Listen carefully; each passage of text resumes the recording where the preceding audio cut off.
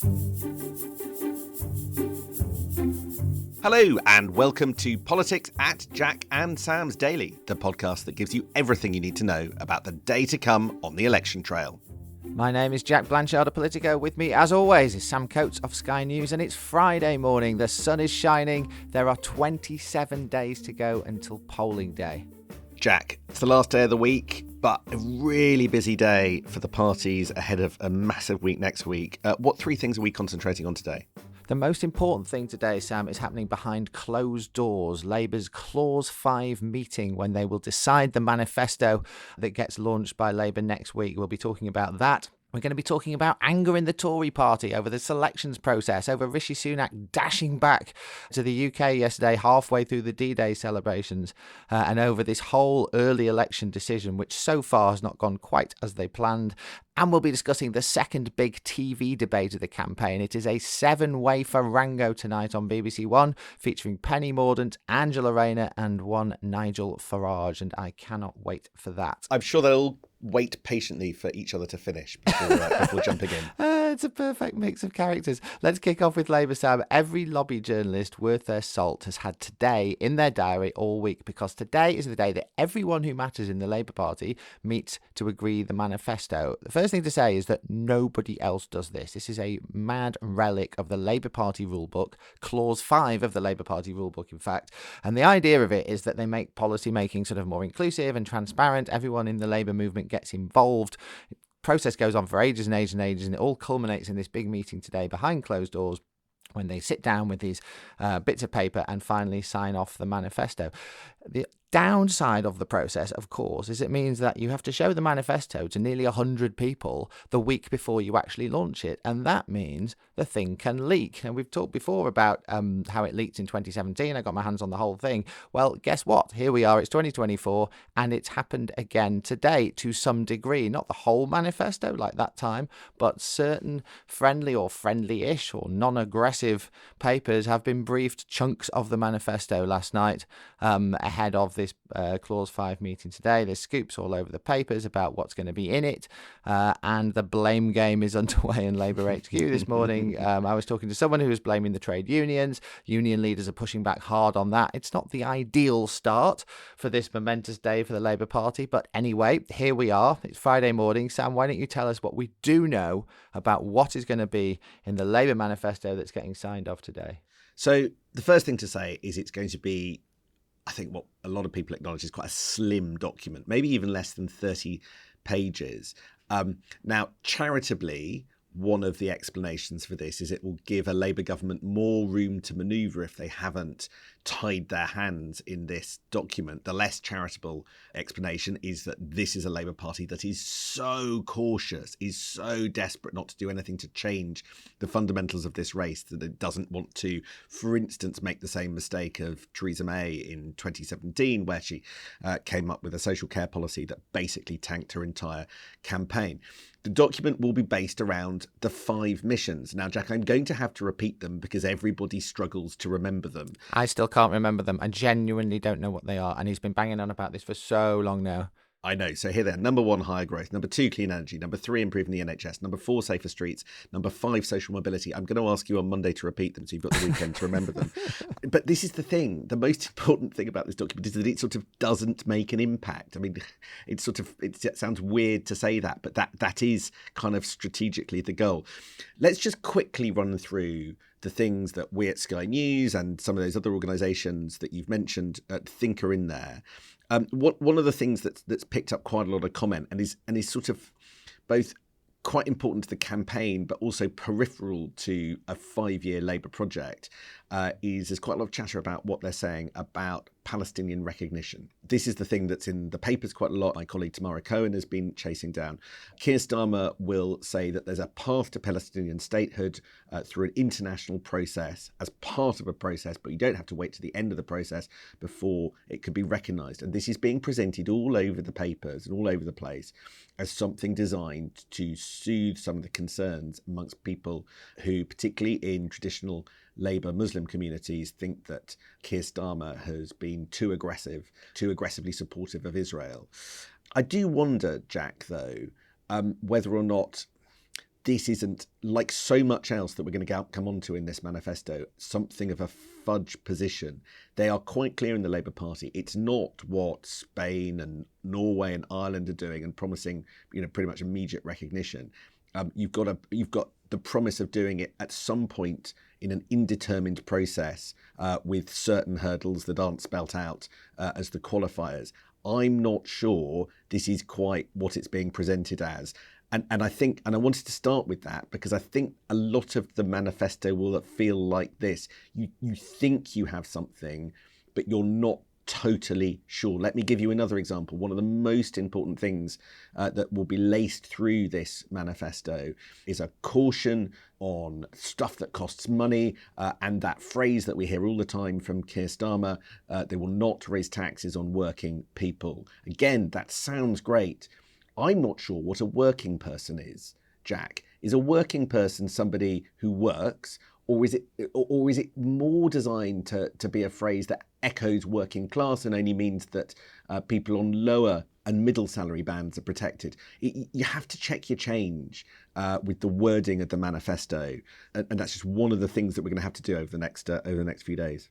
These are the most Keir Starmer pledges ever, aren't they? It's all so very woolly and, as you say, done so with absolute purpose because they want to make themselves as small a target as possible for the Conservatives. We've seen what happens to Labour when they come out with big, bold, radical policies. You remember the £28 billion a year they were going to spend on green stuff? Well, that quickly hit the can once they were attacked left, right and centre on it. So much easier for a party 20-odd points ahead in the polls not to make any real promises at all, but just to say very woolly things about, doing nice things for working people. Sort of, it's more a vibes manifesto than an actual series of policy pledges that people can get behind. So tell me what these mean. We're going to drive down migration.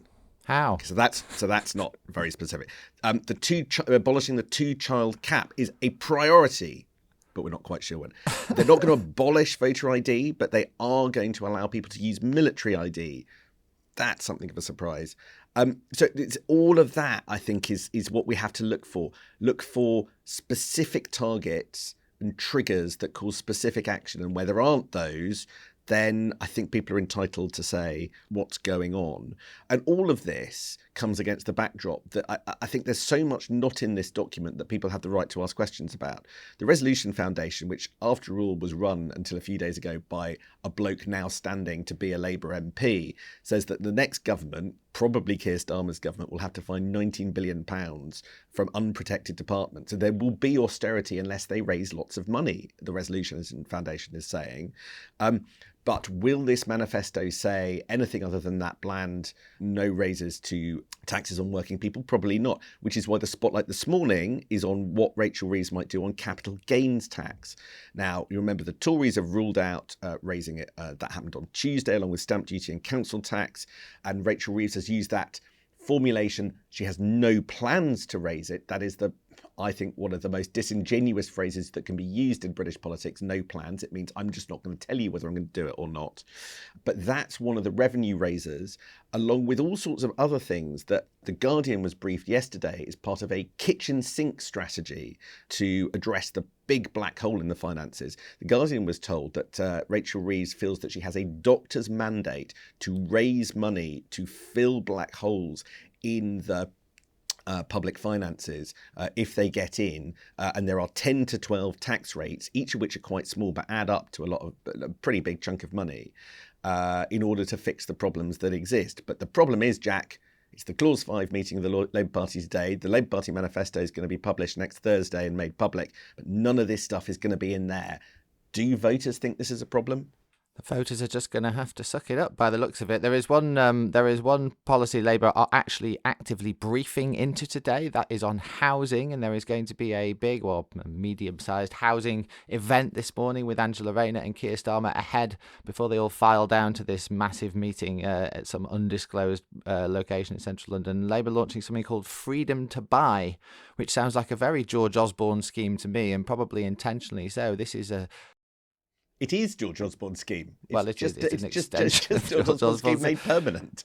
And very carefully done so, because what Labour are trying to signal here, this is a deposit guarantee scheme essentially to help people who are lucky enough to be able to afford to buy a house at least get a deposit. And it's all about aspiration, right? The idea of this is to try and signal that we support people who aspire to buy houses. The problem, of course, many people say, is there aren't enough houses to buy, and that however much you support people with the deposits ain't going to make much difference until you start building the blooming things. But nevertheless, that is the big thing they're doing today. And again, it's much more vibes than serious concrete policy, but it's something to get people talking about, I guess. We haven't got long, so let's move quickly on to the Tories. Rishi Sunak's in hot water today. He left early the D-Day event, missing out on the opportunity to have photos with President Zelensky and be part of some of these extraordinary scenes in order to give an interview to ITV, which is being broadcast in 5 days' time. ITV revealed this last night, saying, well, it wasn't up to us. We just took the slot that was offered. We don't know why. There's the Prime Minister in all sorts of awkward spots this morning because of that. The Prime Minister's really managed to piss off most of the Tory party this week. I have to say, we saw last week lot of angst within Labour about the Diane Abbott and the selections thing. Well, this week, it's very much been a Tory anger week, and this really is the culmination of it. All week we've had these rows about selections, people being parachuted into safe Tory seats, MPs being allowed to do chicken runs. There's still a lot of anger about that today, and I think there will be over the weekend. Lots of people with their knives out for Richard Holden, the Tory party chairman. The selections finally get signed off this afternoon. We will have a candidates list officially for the general election at 4 p.m. But as you say, Rishi Sunak's decision to leave the D-Day commemorations early, which we talked about yesterday, rather jokingly saying, well, when you're 20 points in behind, maybe you'd rather be on the campaign trail. The scale of anger about that is huge. And Nigel Farage, for one, is immediately capitalising on it as an open goal to, suggest that PM's some way unpatriotic. Labour making the same suggestions. Tory MPs are apoplectic about this, Sam. It just seems like such a stupid, unforced error to me. Like, why would you do that? In what world is dashing back to do a recorded interview for next week a good idea for something as momentous as the 80th anniversary of D-Day? It just doesn't make any sense, and no one has yet been able to explain to me why he would do that. I think I can only assume it's some sort of cock-up inside the campaign, because there's no logical reason. It just looks really bad, and you left Keir Starmer there, the leader of the opposition, was left looking like Britain's statesman at this event. I mean, why would you want that to be your optics in the middle of an election campaign? That's right. Rishi Sunak is trying to cheer up his party by another way. Today, the Tory announcement is to give more people child benefit. He is increasing the number of people that will be able to claim child benefit by about 160,000. He's making quite a complicated change to the qualifying criteria for child benefit. At the moment, child benefit is withdrawn if one person in a house earns 60,000. It's completely withdrawn if they earn more than 80,000. Now they're going to recalculate it by how much the household earns, and it starts to be withdrawn at 120,000 and completely withdrawn if the household earns 160,000. This is a £1.3 billion measure to extend the number of people that get child benefit. It's all about saying we're taxing less, they're taxing more, but it is help for the better paid rather than working families who are struggling, which again makes it feel like a core vote strategy rather than something that's reaching across to who they want in 2019. You're totally right. And that's what we've seen again and again as the theme running through every Tory campaign announcement so far. Let's talk about tonight's BBC One TV debate, Sam, because these seven-way debates, we've seen them in the past. They don't have the main party leaders. Neither Starmer nor Sunak is taking part in this, and therefore they can sometimes feel like a bit of a sideshow when they've happened before. Some sort of people you're vaguely aware of shouting at each other across seven of them across a room. Tonight actually looks pretty box office to me because of some of the characters taking part. Penny Mordaunt is out to bat for the Tory party. She is a highly entertaining speaker. She would love to be leader of the Conservative Party if she can actually cling on to her seat at this election. Angela Rayner, we all know how punchy she can be, is batting for Labour. And now, of course, Nigel Farage will be there as well as Reform UK leader. Not to mention Stephen Flynn of the SNP, who's a very good public speaker, a real spiky debater. We've got the Plaid, Lib Dems and Greens there as well. I think this could be really good TV, Sam. It's at 7:30 on BBC One tonight. Michelle Hussein, who's one of the BBC's very, very, very best people, will be chairing it. And I'm actually quite looking forward to this, tragically.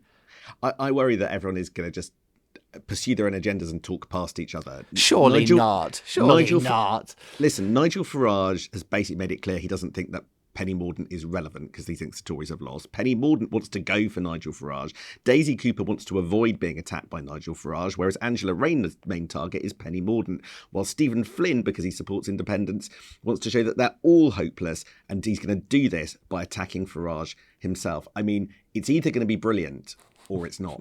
I think that's a very reasonable point. I mean, the thing is, I was kind of thinking last night, it'll be great to see Angela Rayner and Nigel Farage going at it as the two of the spikiest people in this debate. But it's not really in Angela Rayner's interest to be going after Nigel Farage. Actually, the smart Labour approach here, surely, is just to pile on the Tories again and again and again, because that is the vote they need to squeeze. And they probably don't mind very much if some of those Tory voters decide to vote for Nigel instead. Either way, it'll probably be quite chaotic, but it should also be quite entertaining. And have you got anything better to do on a Friday night than watch this? I'm not sure that I have, actually. Probably not, but remember, you always have to bring in the smaller parties with equal time. And talking of time, it's up for us. Next week is massive. 3 manifesto launches. Liberal Democrats on Monday. We think the Tories on Tuesday and Labour on Thursday. Sky Debate on Wednesday. Let's conserve our energy over the weekend.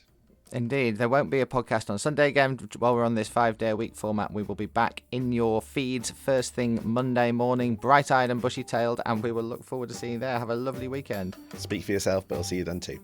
Cheers.